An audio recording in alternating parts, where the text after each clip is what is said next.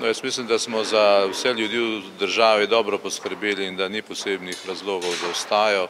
Mi dajemo v zadnjih 3 letih za 1,25 milijarde več sredstev kot leta 2008, kar pomeni, da praktično vsakdo, ki je v stiski, tudi dobi državno pomoč. To je denarno nadomestilo, potem ko tega ni več, so na voljo pa denarne socialne pomoči in seveda tudi izredne pomoči, kadar je to potrebno. Ta sredstva zagotavlja proračun, ta sredstva smo zagotovili zato, da bi ublažili krizo.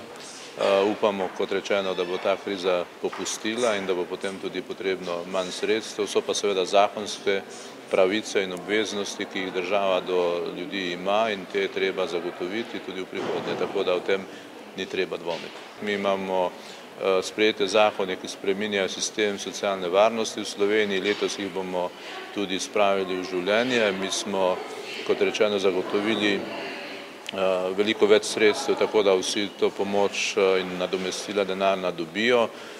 Dvignili smo tudi minimalno plačo za skoraj četrtino.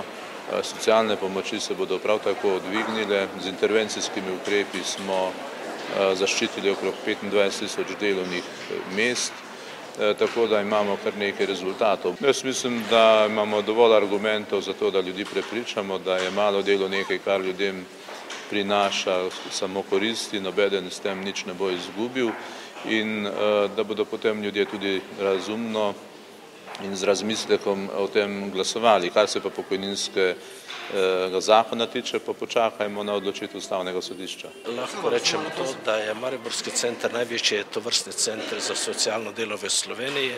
Pokrivamo čez 150.000 prebivalcev in recimo samo v lanskem letu smo izdali okrog 25.000 odločb za denarne socialne pomoči in v ta namen se mesečno v Mariboru razdeli čez 1.200.000 evrov.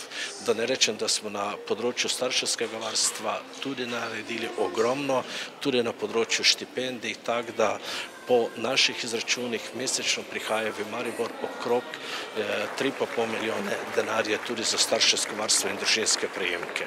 Maribor je ta center, da tako rečem, zmerom zalagal s takimi vprašanji in v tem smislu seveda so tudi novosti pri delu bile zmerom tukaj prisotne.